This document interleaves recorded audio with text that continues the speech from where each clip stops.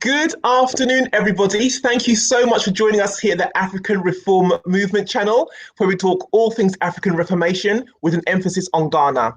As always, I'm your host, Uche Noka, and we also have Dr. Nii and Rudako with us. So thank you for joining us. I just want to go through a few housekeeping rules with you if you're here for the first time. We welcome you. We thank you for joining us. At the bottom of the screen there, you can see Dr. Nii's social media platforms. Please feel free to connect with him via social media. If you are going to contact him via YouTube, or you are going to be following him mainly on YouTube, please make sure you click the notification bell also, so that every time you upload anything to YouTube, you'll be notified, and you'll be notified as to when these particular episodes are happening. Okay? As always as well, please send all questions regarding today's topic to Dr. Nii live. If you send any questions after the show has aired, unfortunately, we'll not be able to get those questions answered. So please just make sure that any questions you have are sent in while the show is live. And as always, Dr. Nii's books can be purchased at the address below. He has his own Book Nook store where some of the books he talks about are available for purchase. If you've watched us before, you'll have heard him talk about his book, The Fifth Republic. That's one of the books you are able to get at his Book Nook store. So please check him out there. If you want to follow Dr. Nii as well on more up-to-date topics, I'll say, he has his own website, sankofaafrica.com, where you can find more daily news and things there. So please follow him there. And just so you can get an idea of how he thinks, how he feels about things, you'll see it's cohesive, it's coherent with the topic that we're discussing every Saturday. Okay, so today we've got an interesting one. I like the title of this one. It's an interesting title. It's called Mixed Masala, Spicy Topics Under Afremocracy. So Dr. Nii, we welcome you and we invite you to speak to us about this topic. Thank you very much, Uche. Yeah, I'm back in my own state of Victoria for the first time since 6th of July. So how many months now? 3 months. Wow. I can't even recognize my own house. Anyway. Sorry, Dr. Nii, can I just interrupt you? Sorry, Dr. Nii, I apologize. We can barely see you. Is there any lights they can put on? Do you have any lighting? Okay, sure. Let me put on this light. Okay, thank you. Yeah, it looks like I can't figure out things in my own place.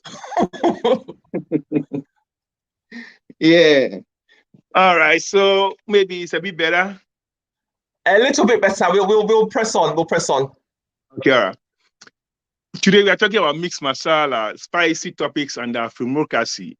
Very interesting. I must say that after I did the slides, actually, I think I did these slides very early, Tuesday or something.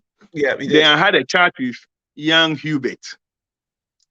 And Hubert was very worried about money for 2024 elections. Hubert is one of those guys who believe that money makes a lot of difference. We are on opposite sides. I don't believe that at all. So we had this discussion. So now, based on that discussion with Hubert, the slides will be the same, but I will change the discussion a little bit, try to answer Hubert and those who think like him, or those who are concerned that where will I get money to organize 2024 elections. Okay. Yeah, there is a scripture in Ecclesiastes. It says that wisdom is a defense, and money is also a defense. But the excellency of knowledge is that wisdom gives life to those who have it.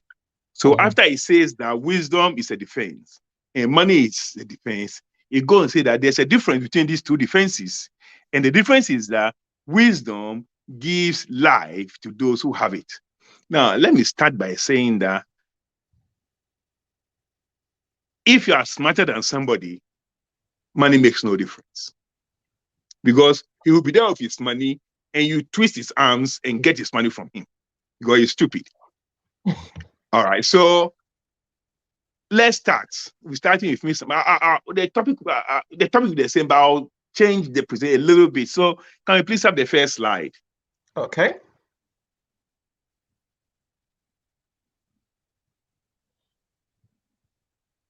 Right. Now, spicy topics under Afremocracy. So we're going to look at these topics: economic and mindset recovery program. How would the economy be organized under Afremocracy? Sports recovery program. Now, this comes from my discussion or my chat with Alisanum.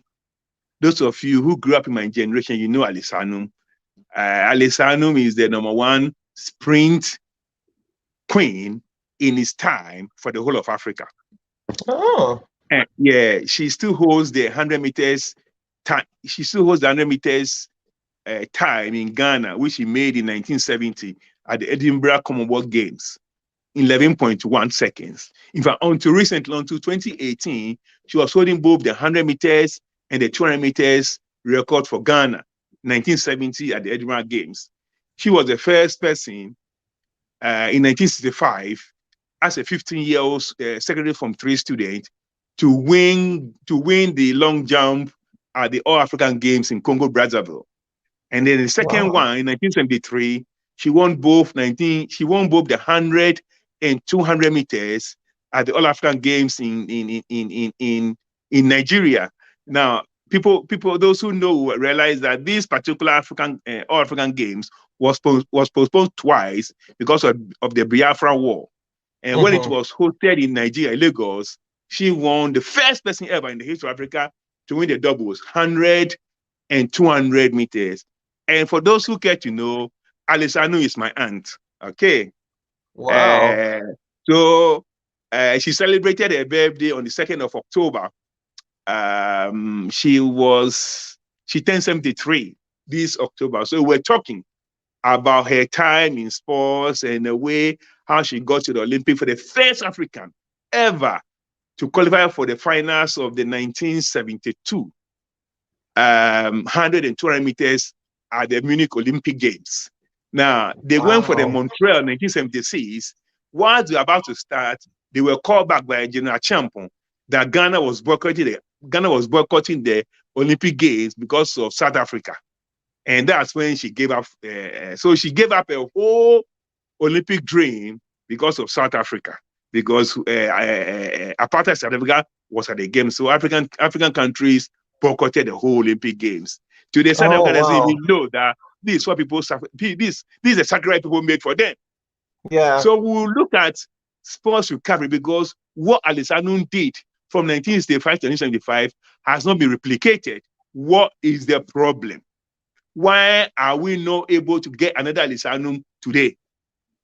And then the next one we'll look at is law and legal education reforms under Afremocracy. If we're to be in government, how are we going to reform law and legal education? Because there's a lot of problem going on with training of lawyers in Ghana. Then the next one is infrastructure development. And then energy. Yes, energy is one of our best topics. You know, yeah, I love energy politics because you understand why it's so important. And then the cabinet, how the cabinet will function. And of course, we'll talk about election 2024, as I was discussing with Hubert. So next slide, please. Okay, EMRP, that's Economic and Mindset Recovery Program. You know that the title or the name of our movement is African Reform Movement. So mindset reform is central to everything. We believe that if you do the same thing, the same way, and you expect different results, then you are insane, according to Einstein. So for us to move forward in any direction, first and foremost, there must be mindset reform, mindset change. So that is central to economic recovery. But as you can see, I've written something that comes to economics. Now, there is no such a thing as quantum economics, okay? It's a branch of economics that I'm creating. Okay. Yeah, it's a branch of economics. Now, you have to understand what quantum means. You have to understand what quantum mechanics means. Once you understand, then you can understand exactly what quantum economics will look like, economics will look like. I'm going to do something. There was this guy called, say, Arthur Lewis. He is called the father of development economics. he brought another form of economics into the world, and for which reason he earned a Nobel Prize, the first African to get a Nobel Prize outside peace and literature, Sir Arthur Lewis. We are going to describe another aspect of economics called quantum economics. And I'm going to write a book, Quantum Economics for Quantum Leap, transforming a third world to the first. Okay. Because we have to look at economics outside what we have been taught in school, which is classical economics, which we call Adam Smith, the father of classical modern economics, which is demand and supply, market forces, opportunity cost, this and that, all the things people go to school and learn. We have applied all those things in school, in Ghana, in Nigeria, in Ivory Coast, but it has not worked. So something to tell us that there's something more than classical economics. There's something more than demand and supply. There's something more than the market forces. Something else is there that makes things work that we haven't quite discovered. And that's quantum economics. If you know a little bit of physics like myself, my physics is very rudimentary, very elementary, but I still remember a little bit that when we did light in Form 4, I think that was 1983, we look at light as wave, okay, classical mechanics. And when we came to 6.4, we then learned photoelectric effect. That's the first time we heard the word quantum. And that's when Einstein said that, look, light is not just waves, but light is both wave and particle. And that particle comes in a packet of energy, which you call quantum.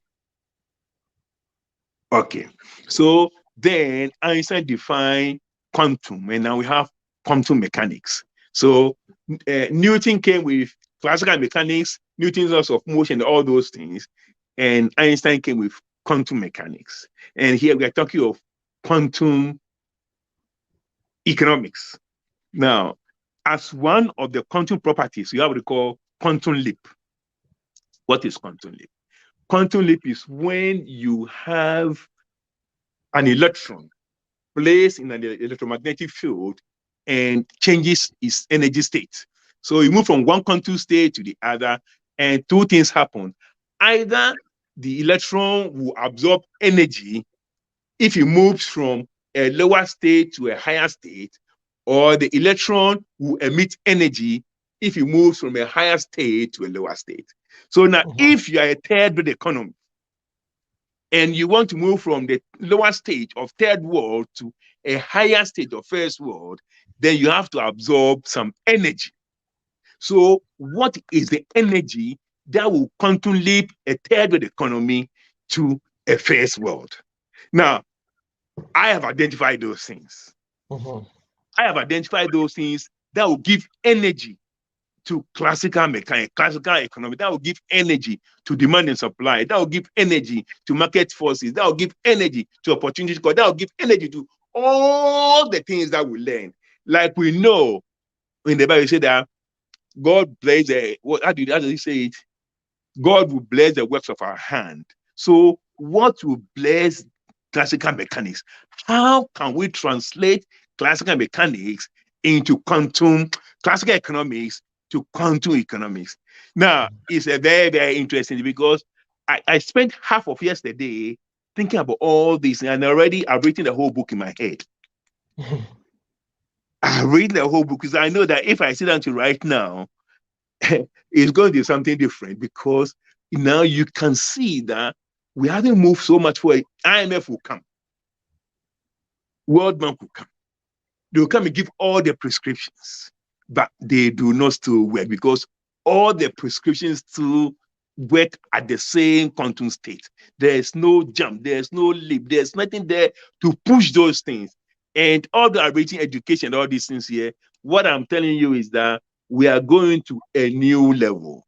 We are moving from classical economics, which is identified by Adam Smith.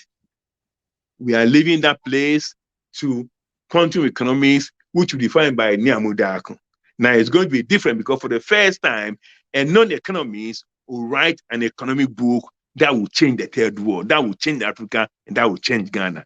Next slide, please. Okay. So just bottom line, quantum economics is leaping from the third world states to the first world states. Is that fair? Yes. Okay. So the title of the book will be Quantum Economics for Quantum Leap, Transforming a Third World Economy to the First World. Love the title of the book. Okay. That will be a different story altogether, because it looks like now we have to make sure that we get a Nobel Prize in economics again. All right. So sports recovery program. Like I told you before, I was having a chat with Alisanu over the last weekend, and we talk about as she grew up in Osu, she went to Osu Girls School, and when she went to Accra Girls, that's when her athletics talent was actually on earth. And she talked about one Mr. Nyako, who took her serious. By the time she was in Form 3 in 1964, she won the 100 meters, the 200 meters, and the long jump at the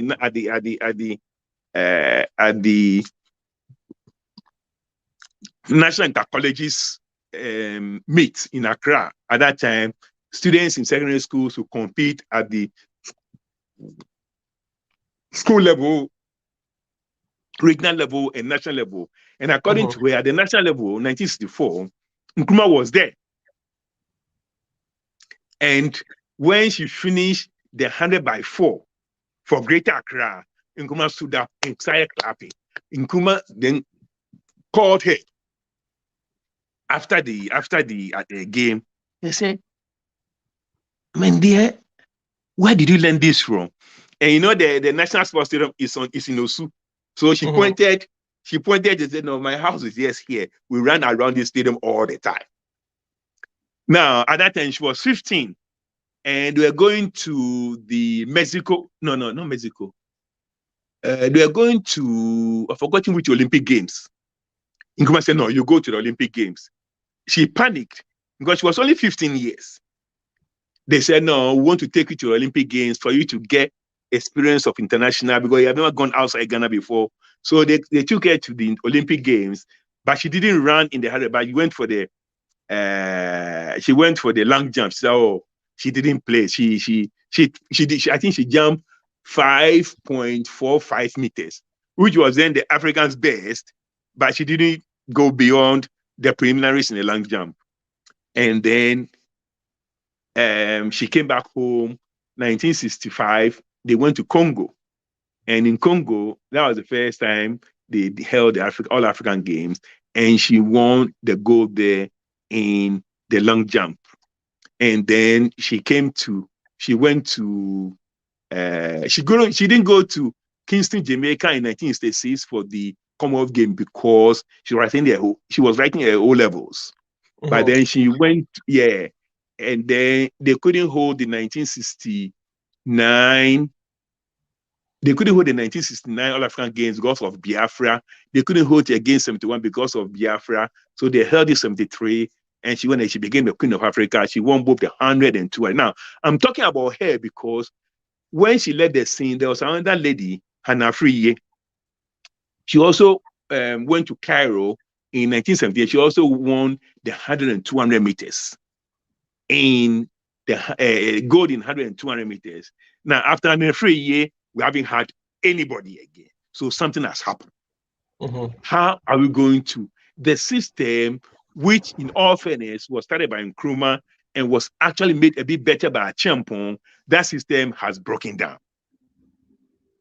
In the sports history of Ghana, two people fundamentally took Ghana to the highest point: Kwame Nkrumah and Kutu Acheampong. Now, I came to meet Acheampong. I know that Acheampong years. I know how things were done. I know how every January, to celebrate his school, you hold boxing tournaments. And that's DK Poison was a product of Acheampong. Azuma Ness was a product of Acheampong. Abedin was a product of Acheampong. Razak was a product of Acheampong. Polo was a product of Acheampong. All the big names you know in sports were products of Kutu Acheampong. But that system had broken down completely. Now we have to recover sports. Soccer, athletics, and boxing. Kotia Champon did all. Nkrumah won. Ghana won 2 African Cup of Nations, 63-5, and then Nkrumah. We didn't win anything again until 78 and Akutu Acheampong. All the gold medals we won in athletics, and Afriye and Alisanu, they were all won largely under Akutu Acheampong. And boxing, Azuma Nelson won everything up to the World Military Championship, gold medal in All Africa, Commonwealth, and World Military under Akutu Acheampong. He did it all his boxing under Akutu Acheampong. Now we have lost everything. Today we went to Commonwealth, we went to Olympic Games. We won only 1 single bronze medal, and we are jubilating. We become so mediocre. Now, how do we do this? We're going back to basics. We're going to, you all know that under Afremocracy and the economic federalism, we're going to have 55 districts. So each district, Kutu Acheampong started this thing by building Carnation Sports Stadium in Accra. And the plan was to build that, as many as those around Ghana. But after it was overthrown, nobody has done anything about things like the Carnation model, Carnation sports complex model. Every single district will have a Carnation sports complex model in every single. We're going to have 55 of those places in Ghana. And then every state is going to have a regional stadium.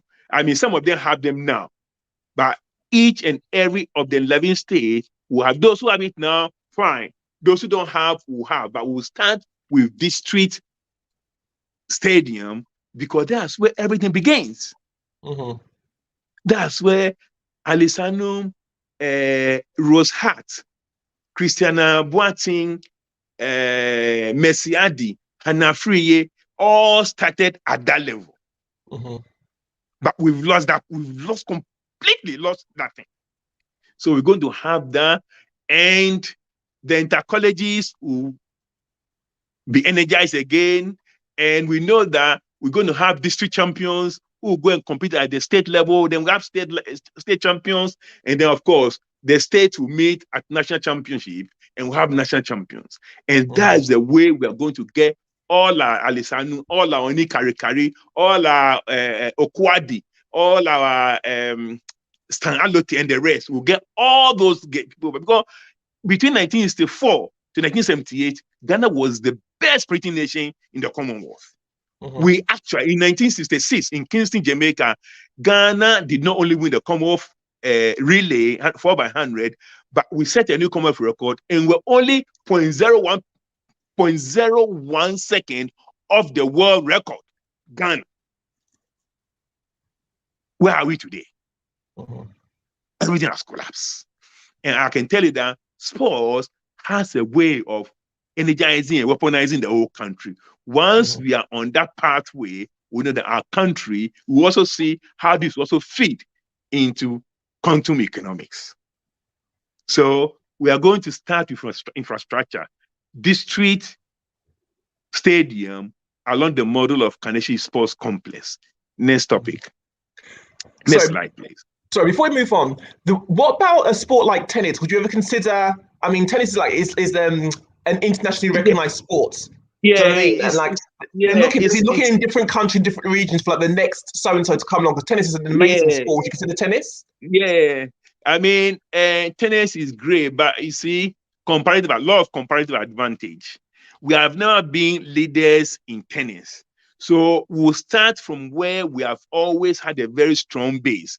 Once we're able to solidify that place, we can go into other areas. So we want to actually start from our point of strength. Then we can, tennis is just the tennis court where they play. It's only about 500 meters from my house in Osu. So we are used to all the tennis champions in Ghana. From since tennis started, they are from Osu. Because that's where they're playing. Oh yeah, all of them.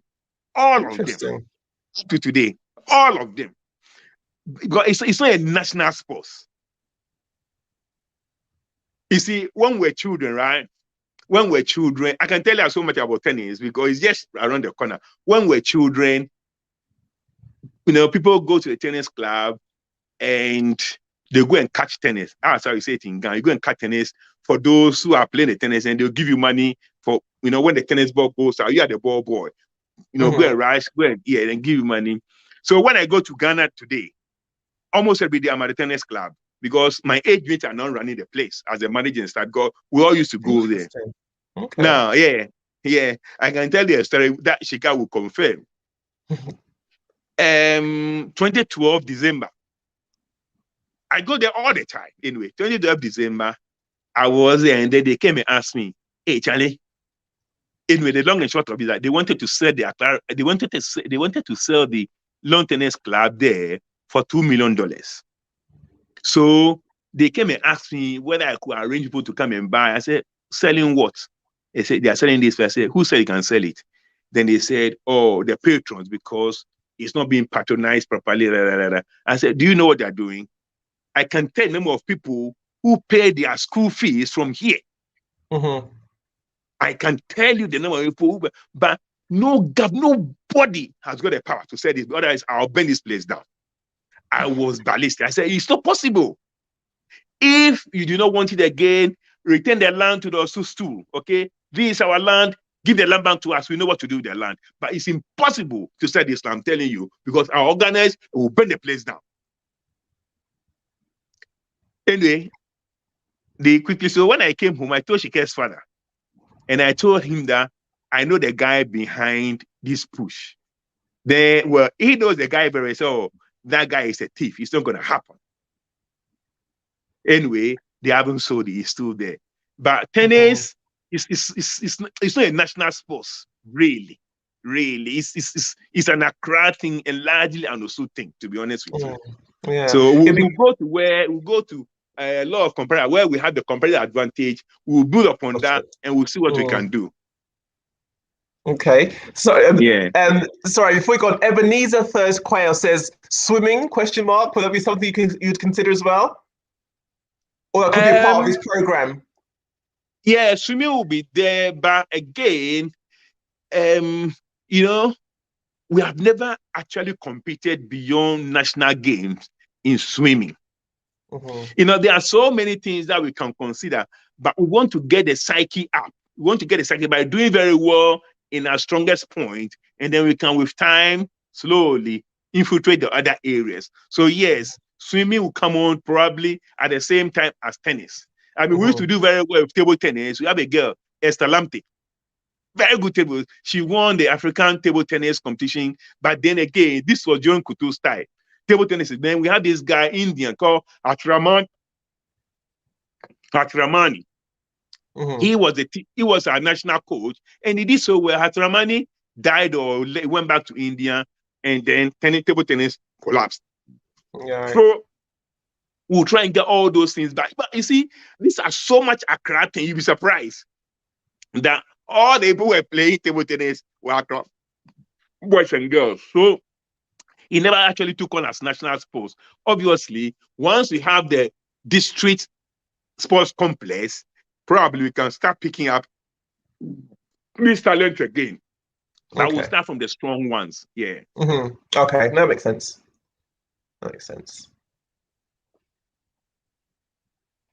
Oh, yes. Law and legal education reforms. Now, there is a complete stampede in legal education, but let's start with law reforms. And the ECOFED, we're going to have 2 tiers, okay, of the judicial service at the national level and at the state level. At the national level, we're going to have the highest court as our constitutional court, and then we have the Federal Court of Appeal. So we have only 2 courts at the national level. We'll come to that in a second. Then at the state level, we have every state will have its own Supreme Court, will have its High Court, will have its Magistrate Court, and the 4th tier is going to be the traditional courts. When we're kids, the people were going to Osumanche Palace for adjudication of cases. And the same thing was happening to all the chiefs. The chiefs were handling non-criminal civil cases. And that decongested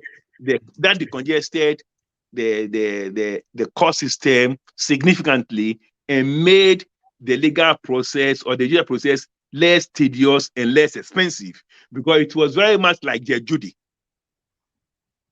Okay, civil cases, you don't need to have a lawyer there. You go there, they read the chief's registrar reads the cases, and then you ask questions. And at the end of the day, then you say, look, you are wrong.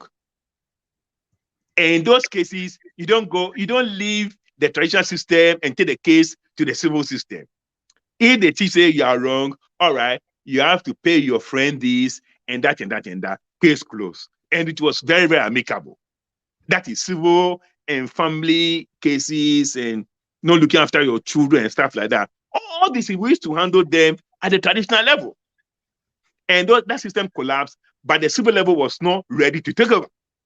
Mm-hmm. So it's just complete disaster. The things that the captains handle and the chiefs handle, that system collapsed, but the state system was not ready to take over those duties. So now we have everything, and now is bribery. It's just complete mess. So we're going to have at the national level, the Constitutional Court and the Federal Court of Appeal. And at the state level, we're going to have the State Supreme Court, the State High Court, the Magistrate Courts, and traditional court. I must say that this is effectively how it works in South Africa, and to some extent in Australia too. Okay, this is how it works in South Africa. In South Africa, the traditional courts, they are called the Amakosi. The Amakosi are the chiefs. They also have their own courts. Afremocracy is the chiefs in Zulu. They have their own court that they educate civil cases and family issues and things like that. Now, you don't leave the chief's court into the state system. The chief court is a magistrate court, is a high court, is a constitutional court. Whatever finishes there, finishes there. All right. And it helps because most of these things we are struggling. The state takeover of the judicial process is very, very tedious and it's not working. So we have to redefine everything again under Afremocracy. Now, we know one thing you people understand is that one of the energies that will fire a classical economy to a quantum economy is rule of law. Okay, I'm just giving you a hint now. One of the energies is rule of law. And for rule of law to succeed, appointment of justice must be independent of the executive. A president is not going to appoint judges of the Constitutional Court. He's not going to appoint judges of the Court of Appeal. He's not going to appoint judges of the Supreme Court of the states. Those ones will be appointed by the state, the Council of States, not the president. But they really have to be absolutely independent. And that's the only way we can have free and transparent judiciary, because with that rule of law, you cannot move from classical economy to a quantum economy. You can't.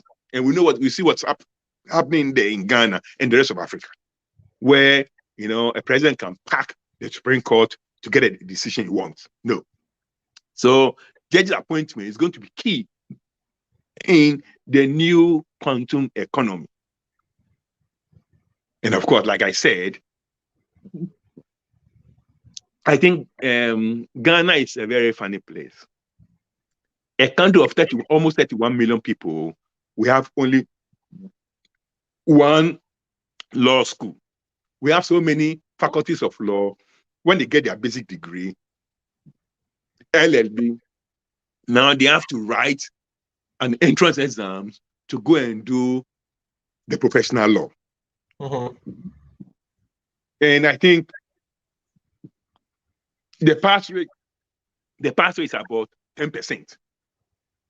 Oh gosh. If 1,000 people write, maybe 100 will pass, or if 2,000 write, maybe 200 will pass, or something like that, which is ridiculous. Now we have a backlog of thousands of students who have finished their basic degree in law, but have not had a chance to go and do the professional law.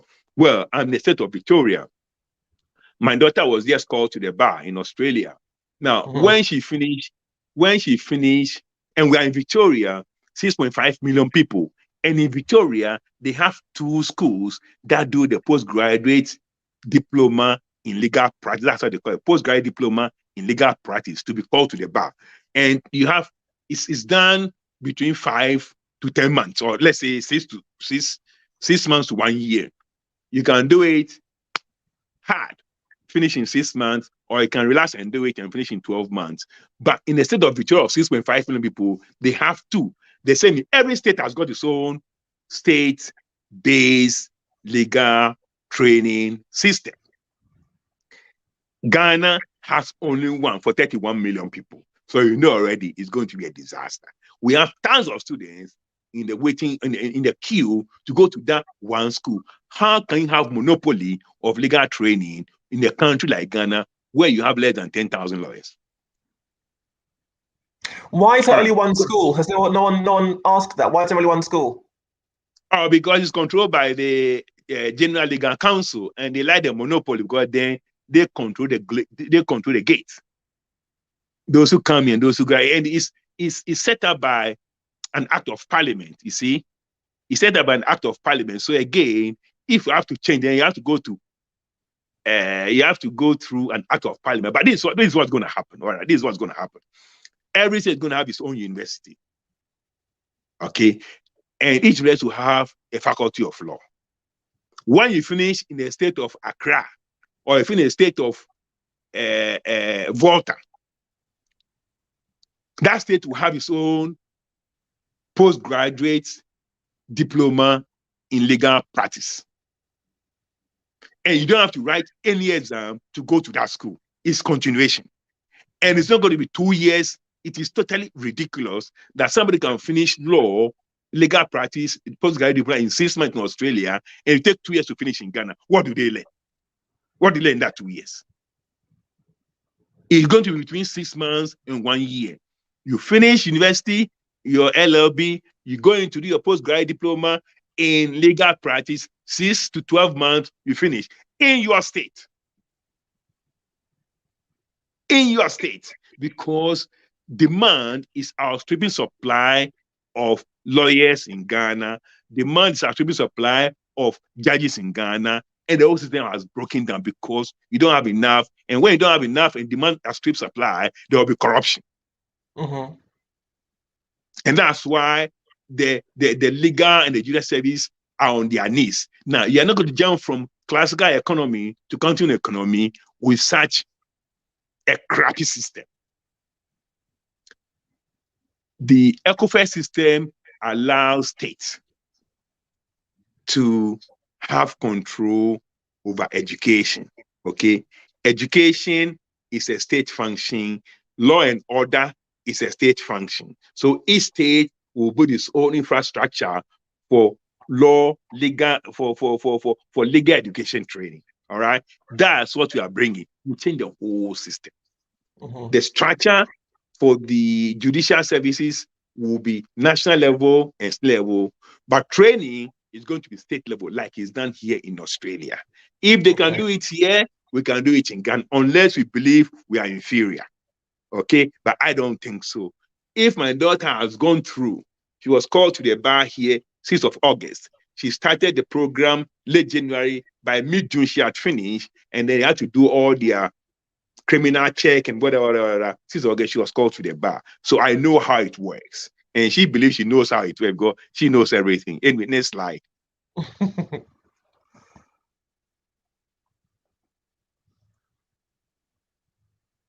Our infrastructure. This is a big one. This is a big one. Now,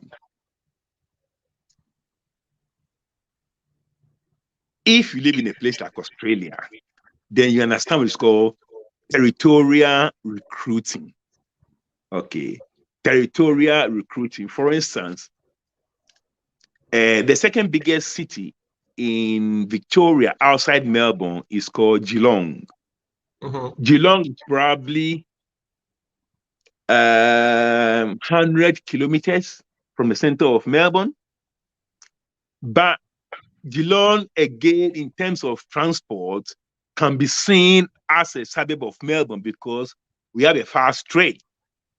So people live in Geelong, they sit in the train, and in 40 minutes or whatever minutes, they are in Melbourne and they go to work in Melbourne.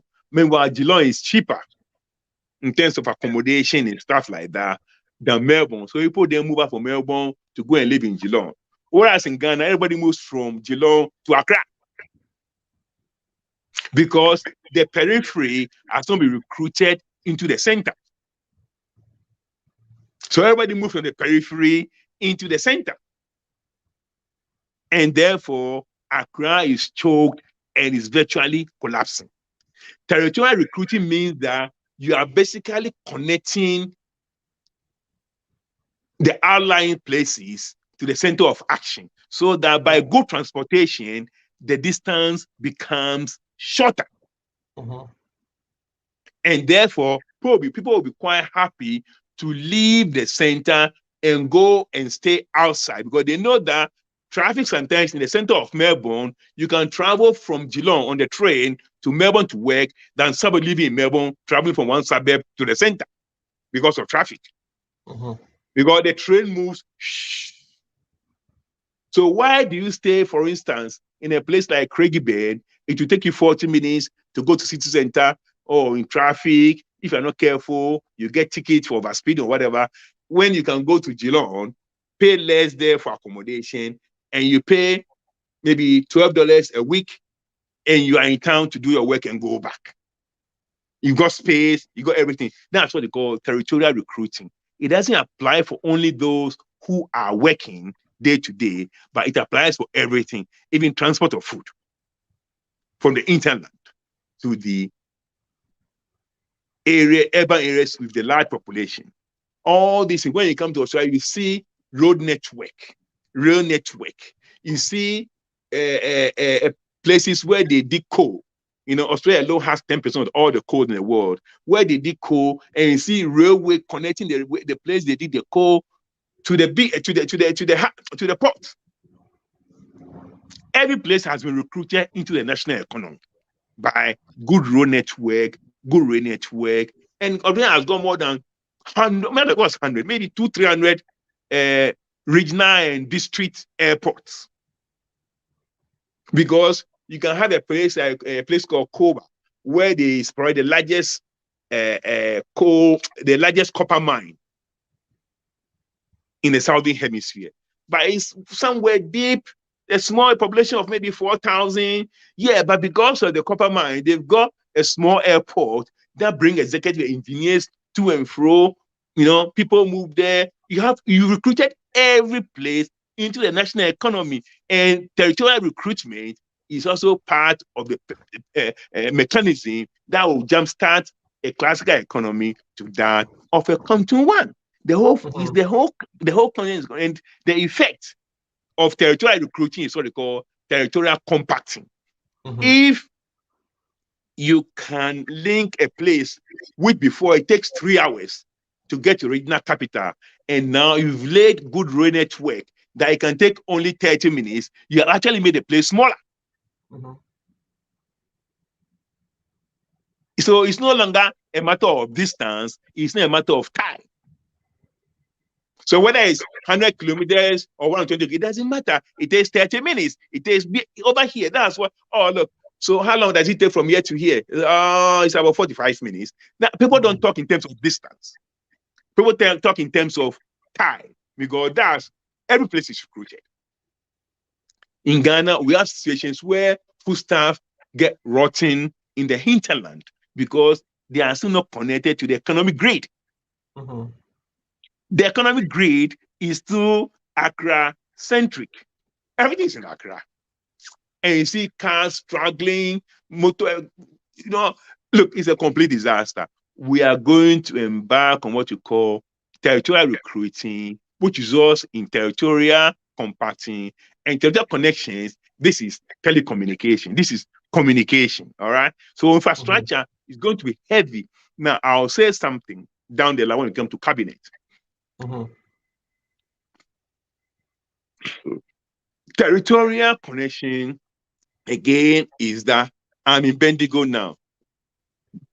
Bendigo is 90 kilometers, 90 minutes from Melbourne. But I'm fully connected 5G like I'm in Melbourne.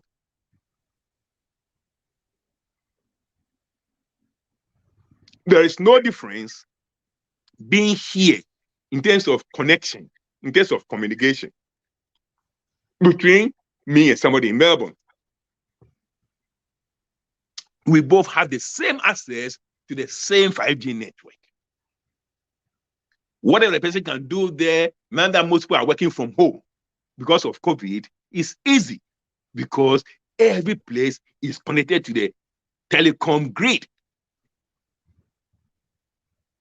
And that's what will take a classical economy to a quantum economy. So you're getting bits and pieces of what I'm trying to write about through this presentation. Next topic, please.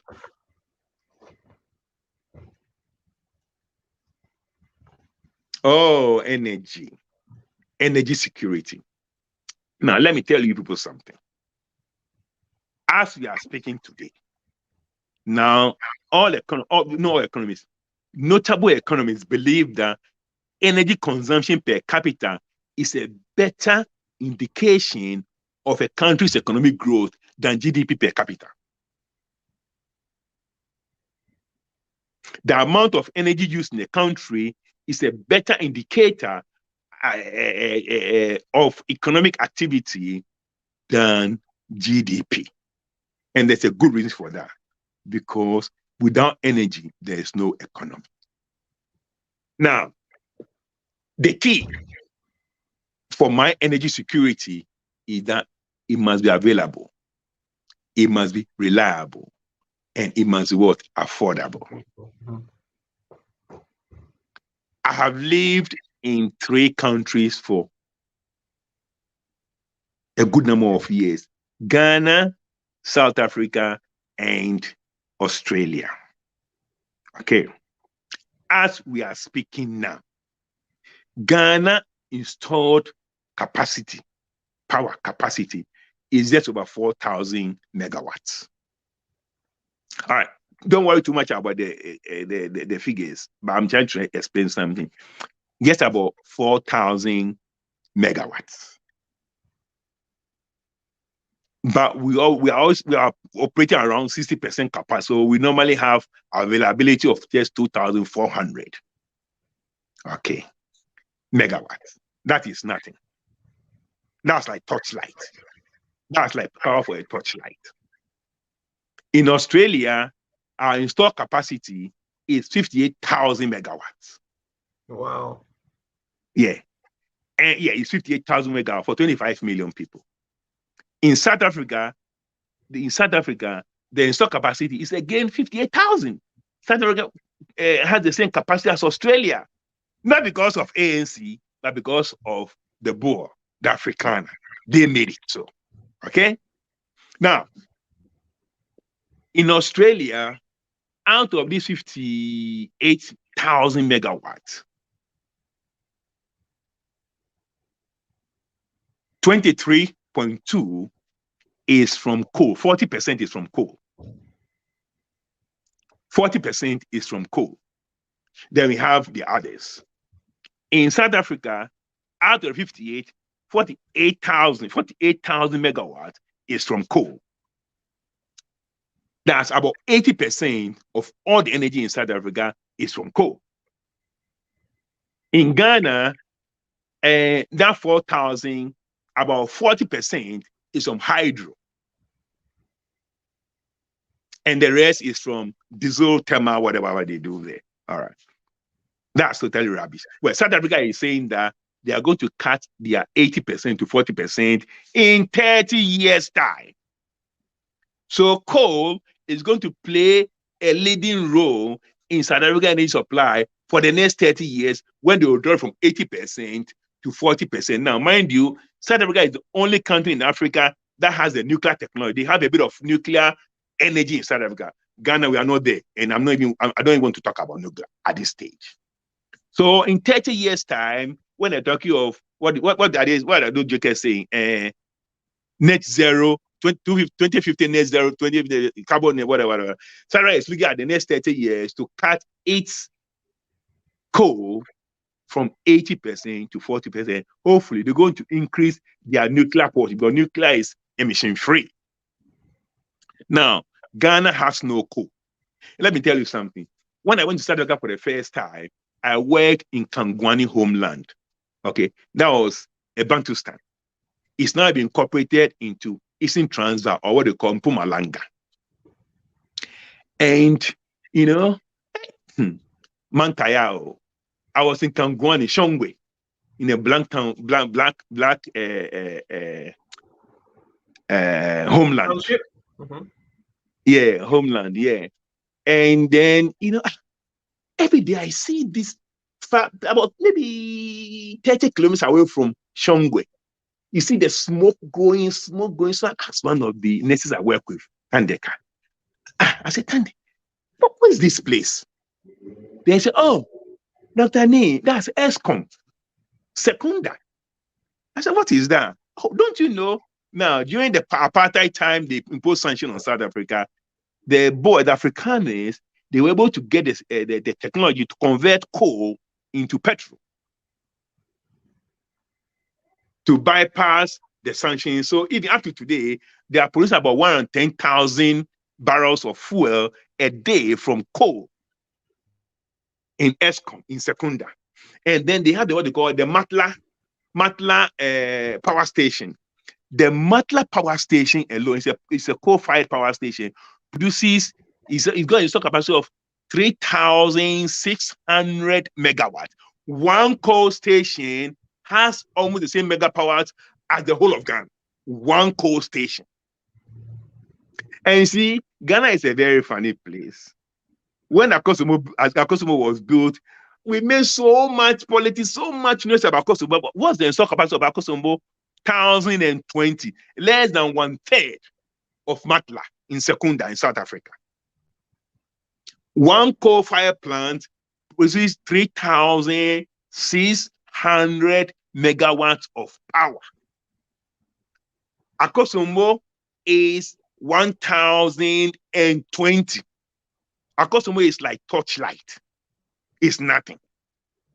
But we've made so much politics of it. You think that if you see Akosomo, then Akosomo can fire the whole Ghana. No. Matla only fires in Mpumalanga, one province. 3,600 megawatts. Akosomo is 1,020 megawatts. It's nothing. And the Afremocracy. You know what you're going to do? We're going to have Matla-like stations, one first in the Volta region, so that we can supply and give some to Togo. And two, in the Western region, so that we can supply, we can produce and give some to Ivory Coast. And three, in Upper West or Upper East, so we can give some to Burkina Faso. Let me tell you something. Within 10 years, Ghana is going to move from 4,000 to 25,000. And I'm telling you, it's very doable. I'm going to do it. We are going to empower the energy hub of West Africa. And to hell with all those talking about coal, all right? I'm not interested in carbon dioxide. I know all the climate change is all bullshit. Excuse my language. I know they don't know what I'm talking about, all right? There's no such a thing. Those who understand basic chemistry will tell you that the whole world, the gases in the whole universe, only 0.4% is carbon dioxide, okay? And this 0.4%, only 3% comes from human activity. 97% comes from other things. All they're talking is rubbish. And they know that. All right. So I don't even want to listen. We are going to have 25,000 megawatts installed capacity in Ghana in 10 years.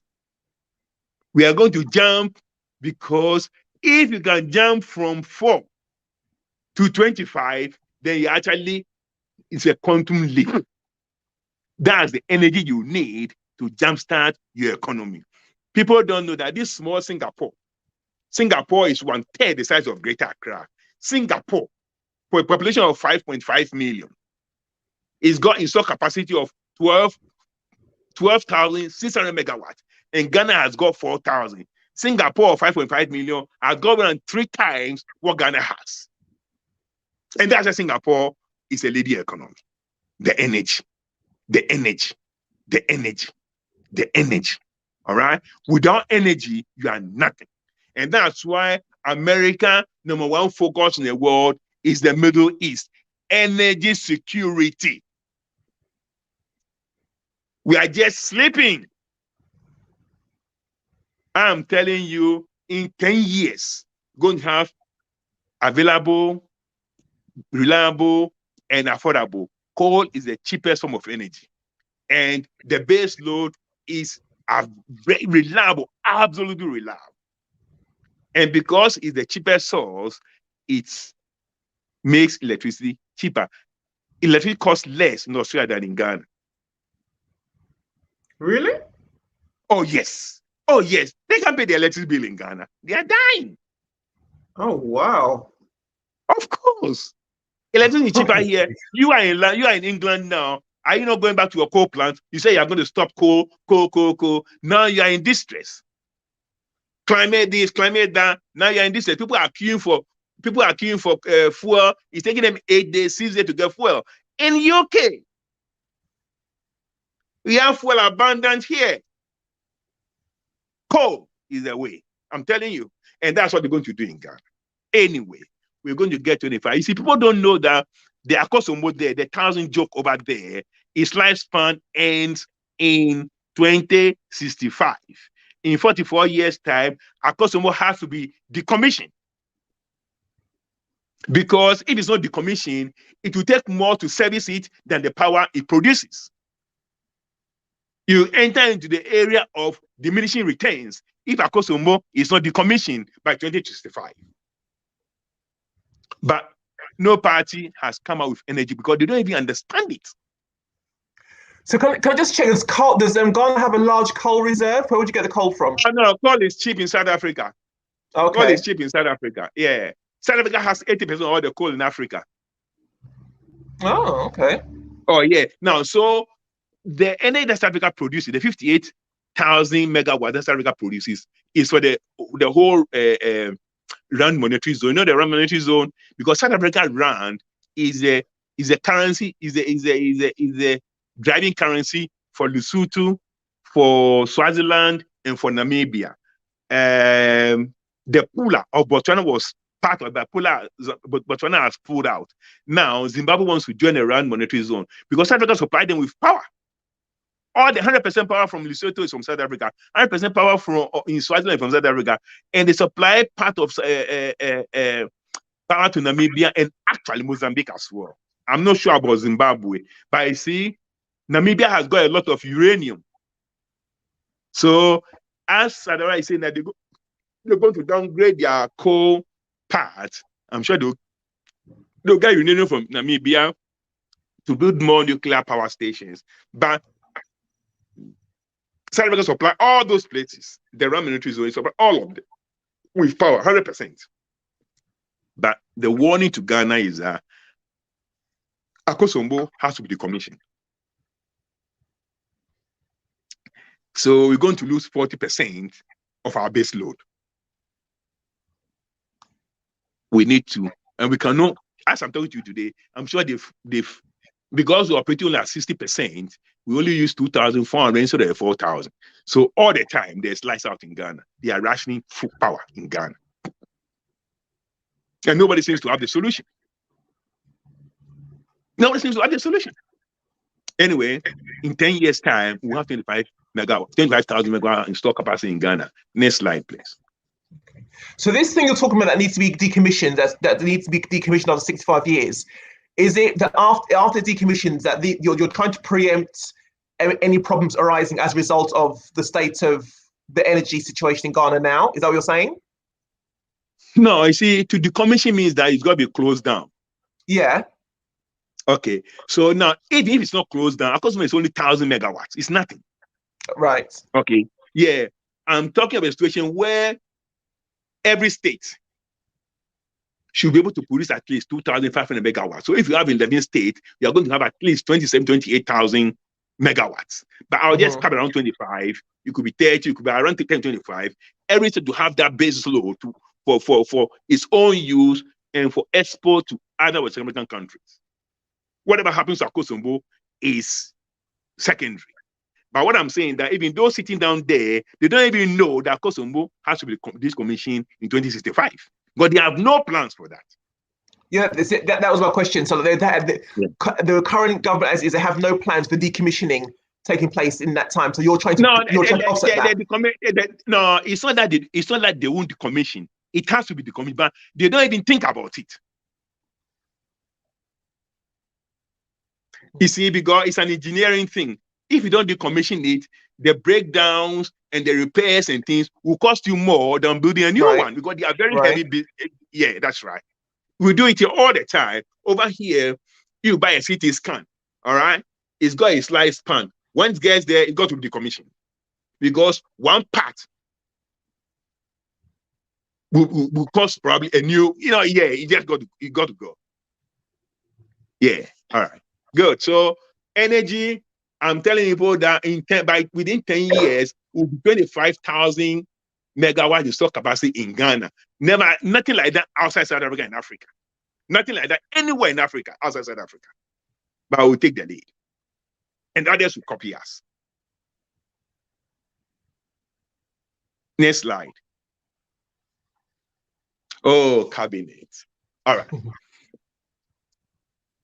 The cabinet, that's the executive arm of government under Afremocracy, is going to be of two parts: the policy executive committee and the management executive committee.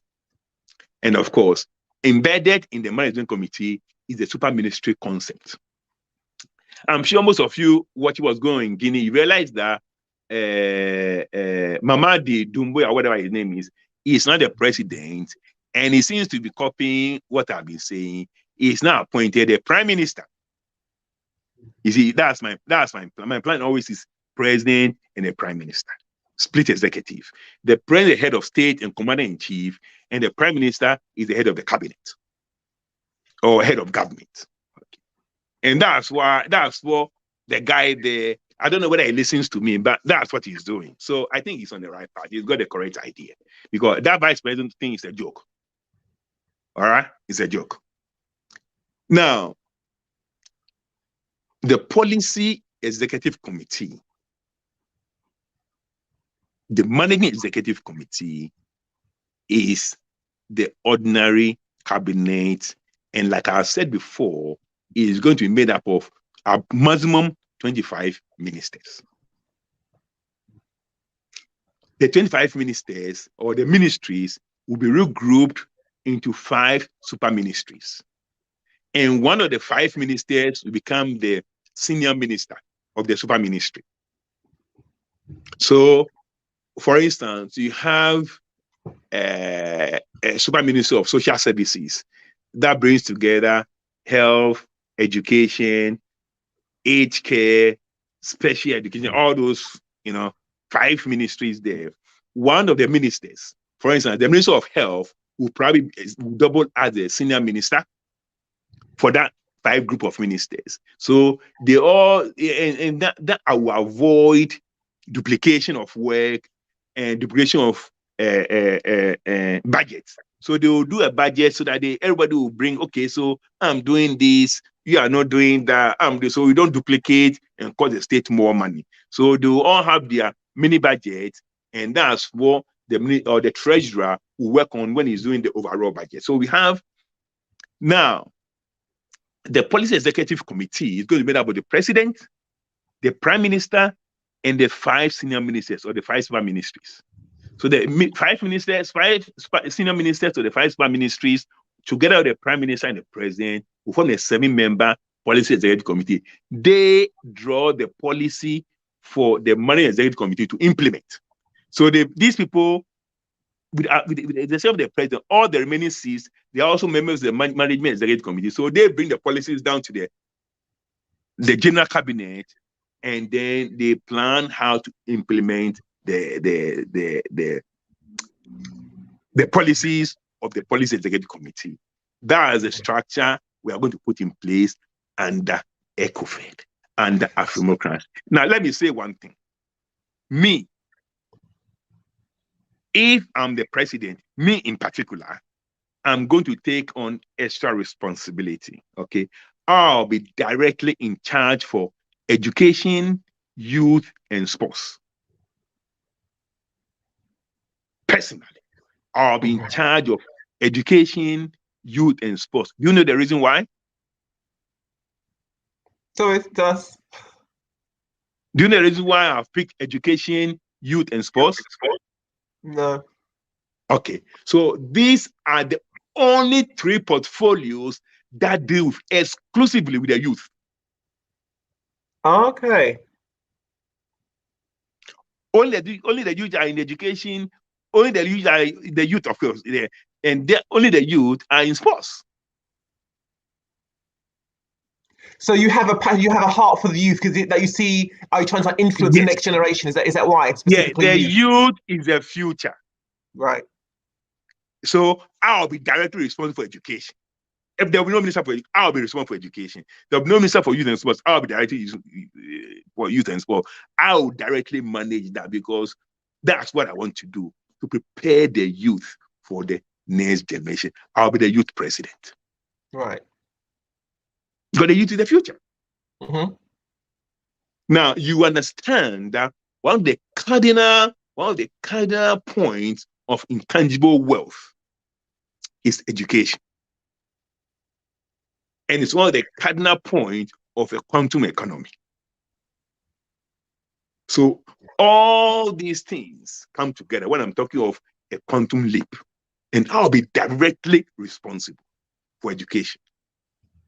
Now, similar thing happened under General Kutua Champon. He was in charge of sports. That's why sports flourished under his reign as head of state. Okay, but I'm also interested in the education and the youth. So these 3 portfolios will be mine. When I'm not there and somebody comes and the person wants to continue fine, but under me, I'll be in charge of education, I'll be in charge of youth and sports, because these are the future portfolios. These will define our future. And I believe I'm the best person to handle it, nobody else. So when I'm talking of sports recovery, before, I'll be in charge of that. When I'm talking about legal education, I'll be overall in charge of that. All those things will be directly under me. No ministers for those portfolios. It's me. All right. Next topic. Okay. So before we go to the next slide, could you just help me to fully understand what the super ministry concept is? I wasn't quite clear on that. Okay. So the super ministry is that you regroup similar ministries. For instance, you decide that for the economy, you have the ministry, or you have the treasurer, then you have the minister for treasurer. You have the exchequer, the chancellor of the exchequer. Okay, that's the treasurer. Then you have the minister for digital economy, small business, and deregulation. You have the minister for workplace relations. That's what they call labor and social welfare, whatever. They have a minister for infrastructure.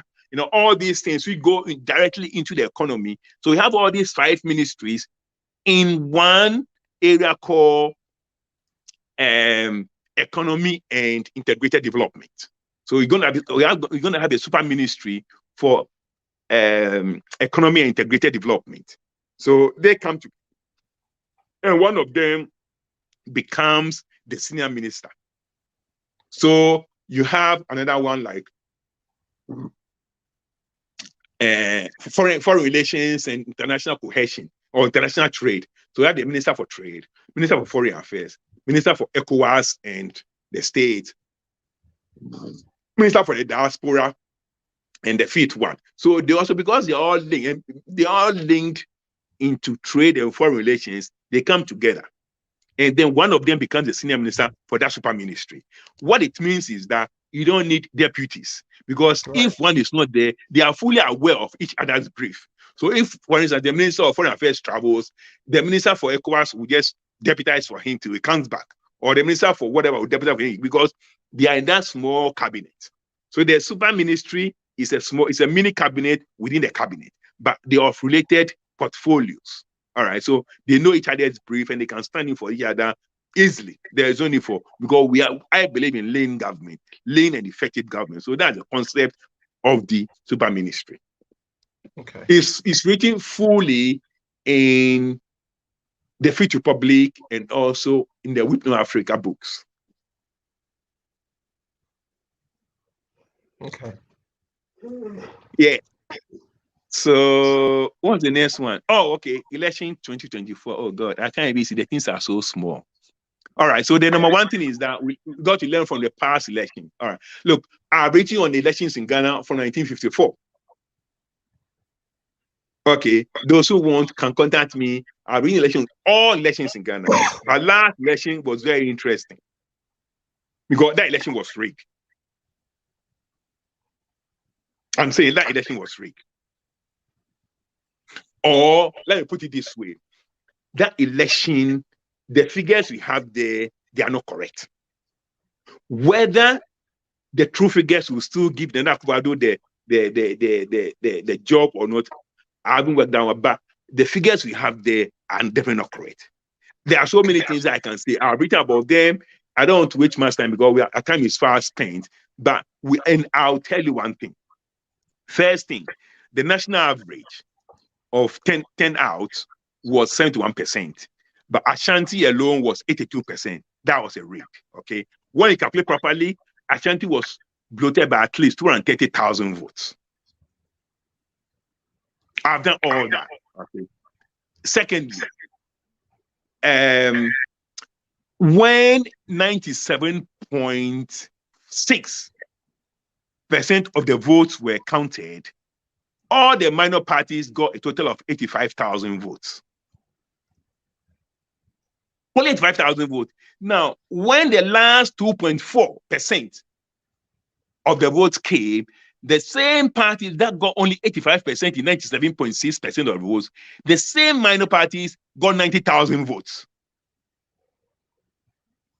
How can these parties, how can they have 85,000 votes in 97.6% and have 90,000 votes in only 2.4%? It's completely rigged. Though that 90,000 votes, I tell you, belong to NDC. I'm telling you. But that probably will not change. There are so many wrong things about the results. But you see, John Mahama, who led the NDC, is very slow. Actually, he's not a smart guy. Okay. So he didn't understand. And MPP knew he wouldn't understand. I mean, it's a complete joke. After the elections, he was saying, oh, we have been rigged because we won in 9 regions. What has 9 regions got to do with presidential vote, which is based on individual count, which is based on popular vote? What has 9 regions got to do with that? You can win 14 regions and somebody can get more popular vote in 2 regions and will win the elections. He didn't understand after being president. He didn't understand this basic principle. So he deserves what he got. All right, he deserves what he got. Sorry, Dr. Nii, let me just read what it says for you. Yeah, as you can't see it, I'll just run through it. Point 1, lessons from the past. Point 2, strength of the NDC/NPP. Yes. Point 3, campaign preparation. Point 1, massive survey or opinion poll. I remember now. Okay. I remember, don't worry. Yeah. Okay, point 2 is strength of NDC and NPP. Now, the University of Ghana Political Science Department, they did a survey just before the election, and they said that from the survey, only 56% of Ghanaians are solidly behind the 2 parties. Right. 34 said no, they don't belong to any of the 2. And 10% said, well, maybe they will vote to 1 or 2. So basically, what it means is that only 56% of Ghanaians are solidly behind NDC or NPP. That leaves 34 clear to be grabbed, and that additional 10 to also be grabbed. So now, what that sensor or that survey did not do which I was on the same platform with them on one radio station hosted by Vimledi Fia Pokua. But because of I was at work, I spoke first and I left and they came. And the guy from News Center was very upset with me that I said their survey was useless. Of course, it was useless. You cannot do a survey for elections and say 56% are behind it, and you don't tell us what percentage belongs to NDC, what percentage belongs to MPP. You don't tell us the regional distribution. You don't tell us the regional distribution of the 34 who are not for any of them, and you don't tell us their educational background to see whether those who are not for any of them are mainly graduates or are mainly illiterate or are mainly, you didn't do any of these things. What kind of a useless survey is that? But the strength of NDC MPP is 56%. The reason why the others have not been able to poach these 34 plus is because they don't say anything different. They also go into the election thinking that money is what to win the elections. And you cannot compete with NDC MP because they have stolen state money. So in the end, they do not come for anything. And in desperation, these 34 will split themselves behind NDC or MPP. But they actually don't belong to any party. So yes, the field is white. The harvest is plenty, but we have few harvesters. Now the whole idea is to galvanize people to go and poach these people, because if you can get 34%, then you either the first or the second. Then you crash the whole thing into second round, and it's easy. I believe it's easy, and you see why I believe it's easy. Next, so the next one is you said the last shall be first. Fifth Republican Fakefa. Yeah. That's all the pre. That's the under number preparation 3, yeah. for the that's preparation now. Okay. Yeah. Then the last point there was a Ghana evolution. The number 4 was campaign message, and number 5 is we will win. Yes. Now that you mention, I can't see them because they are small, but I remember them. Now, the things I've written there. The last shall be the first is the book I'm going to write. The last shall be the first. Volta and the Northern States under ECOFED is a book. Then we have the Fifth Republic in Fakefa, Afremocracy Ababium. That's also a book. And then the third one, the Ghana Evolution, from ethnic kingdoms to nation state, a story of promise, collapse, and redemption. That's also a book. Now, before then, the first one I've written there that they're going to be a massive survey or poll.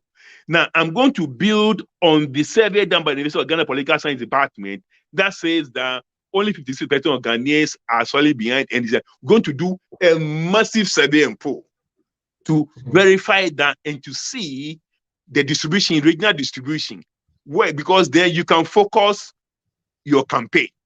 And you can see the educational the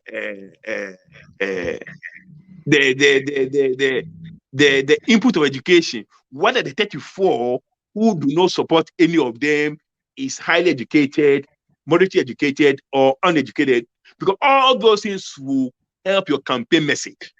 Okay, then you know that okay, here they are solidly behind NDC or they are solidly behind MPP. I'm not going to waste my time. So we will do that massive, that's the preparation for the campaign. You don't get up and go into campaign. People have stolen state money. You can't compete with them. You are going to use that. Wisdom is a defense. Their defense is money. Your defense is what? Wisdom. Now, this book that I said I'm going to write, together with the one on quantum economics, these books, I'm telling you where these books will go. Okay? I'll make sure this book gets to the Buckingham Palace. This book gets to the Vatican. This book gets to the White House. This book, every powerful place, every powerful broadcasting institution, they will get the book and they will know that this is the new man on the block. Trust me, the book will go far. Oxford University, Cambridge, Harvard. I'll make sure Stellenbosch, Wits University, Cape Town. I'll make sure the books go everywhere, because we are writing books that can earn us what? Nobel Prize. They all descend on Ghana. to come and listen to what this guy is saying. Because wisdom is our defense. And when Al Jazeera, BBC, SABC, ABC from Australia, when they are come there and they are interviewing you, you see how the Ghanaian media that have been bought by these two parties will be chasing you. You have to circumvent them because they have been bought. Everybody knows they've been bought. So you can't rely on them. You have to do something different. You have to go far. And then, so that's it. So you do all these things even before the campaign begins. That's the preparation. You have your massive survey. We have people here who are in Australia. In Australia, opinion polls can depose a prime minister. Opinion polls can depose a premier of a state. We have people here who do opinion polls, who know how to do it, who will bring them there. We will bring them there. They will do it professionally and properly, and people will run away. So once you get the big media on your side coming to talk with, because they want to know what this man is bringing, you know, this man is talking that what he's bringing is going to change Africa, it's going to change the third world, it's going to do da. You see the bot media in Ghana, they'll be running helter-skelter. So you got to circumvent them. That's the preparation for the campaign. And that is what the campaign message is about. Yeah. You package the message because you have the statistics. You package the message because you know that, okay, those who are not interested in these two parties are university graduates. So we package the message like that. So you need that information. You're not talking to everybody. Not everybody will vote for you. So you're going to be targeted audience. And that's where the message will go. And when I say that we will win, I know what I'm talking about. For wisdom is a defense. And money is also a defense. But the excellency of knowledge is that wisdom gives life to those who have it. We have it, and to give us life, and we win the election whenever it comes. Amen. Ooh. Thank you so much for that, Dr. Nii. Let's see. Okay. The one question I read to you earlier was the only question we have. We know when Ebenezer asked about swimming. That was it. That was the one question that we have here. Are there any? Yeah. Are there any other comments you wish to make, or anything else you want to let people know before we wrap up? No, not really. Yeah, I think it's been a very long, non-stop lecture. People are probably tired, but it's very important. And it's the message I'm going to keep talking about. I mean, as I'm stage, I'll take one of the points there and elaborate on it. But the key thing is that the economy decides everything. Okay, number one is the economy, two is the economy, three is the economy. You have to get the economy right. So we have to jump from classic economy